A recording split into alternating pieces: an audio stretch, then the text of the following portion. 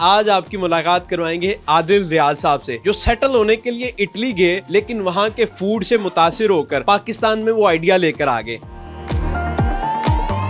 यहाँ पर इन्होंने डोम फायर के नाम से वही सेटअप लगा दिया जहाँ आपको ओरिजिनल इटालियन फूड मिलेगा। हमारा लार्ज पिज्जा एक बंदा अकेला खा लेगा, उसको नहीं फील होगा कि यार मैंने बहुत ज्यादा कुछ खा लिया।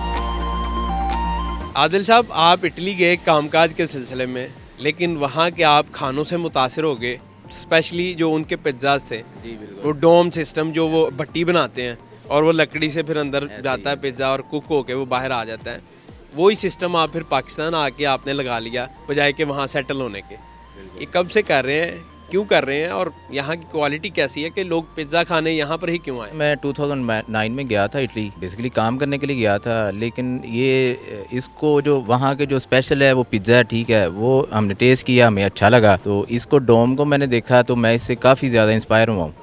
तो फिर मैंने सोचा यार कि अगर ये हम पाकिस्तान में करें तो पाकिस्तान में इसको इंट्रोड्यूस करवाना चाहिए। तो मैं फिर उसको यही समझ लें कि इसी शौक़ में ही ना फिर पाकिस्तान आया हूँ।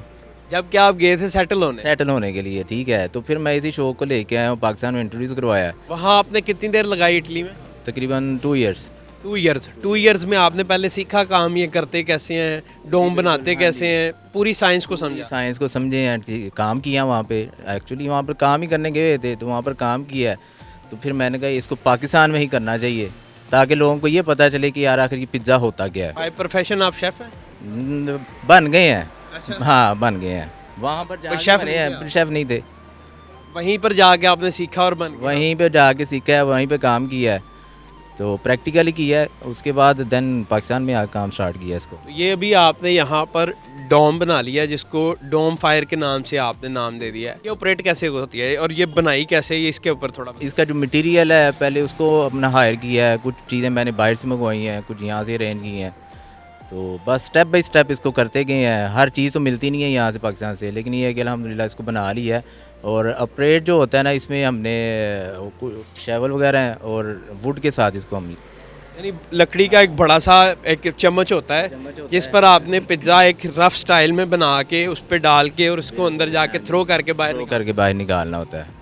और टेम्परेचर कितना होता है इसका? टेम्परेचर इसको जब स्टार्ट करते हैं तकरीबन 500 सेल्सियस टेम्परेचर जाता है। मुझे बताएं अभी इधर आप क्या क्या चीज़ें खिला रहे हैं लोगों को इटालियन अंदाज में? इटालियन अंदाज में ही हमारा पिज़्ज़ा है, ठीक है ना, पिज़्ज़े में काफ़ी सारे फ्लेवर्स हैं और मटेरियल भी ऑलमोस्ट वही हमारा इटली का यूज़ हो रहा है। असल में पिज़्ज़ा क्या है ये हमने बताना कि यार ये पिज़्ज़ा होता है, इसको ये फोक एंड नाइफ नहीं है कि फोक एंड नाइफ से खाने वाला, ये वो वाला पिज़्ज़ा नहीं है, इसको हाथ से ही खाना है। और हमारा लार्ज पिज़्ज़ा एक बंदा अकेला खा लेगा, उसको नहीं फील होगा कि यार कि मैंने बहुत ज़्यादा कुछ खा लिया। लाइट फील होगा। यानी ये फिर अच्छी फूड की क्वालिटी ये है। फूड की क्वालिटी यही है कि यार आपने टेस्ट किया, आपको अच्छा लगा, ठीक है ना, देन आप, ये नहीं है कि आप बाद में तंग हो। ये कितने बजे रेस्टोरेंट ओपन करते हैं और है ये किस जगह पर एग्जैक्ट? ये हमारी जो टाइमिंग है वो 6 बजे से लेके 11 बजे, ऑलमोस्ट 11-12 बज जाते हैं। ये जगह है, ये जोहर टाउन J2 है और ये एक्सपो सेंटर के बिल्कुल पास है। यहाँ खाने में क्या क्या मिलेगा, क्वालिटीज़ क्या? क्वालिटी तो बेस्ट है हमारी, हमने कोशिश तो की है कि क्वालिटी बेस्ट हो।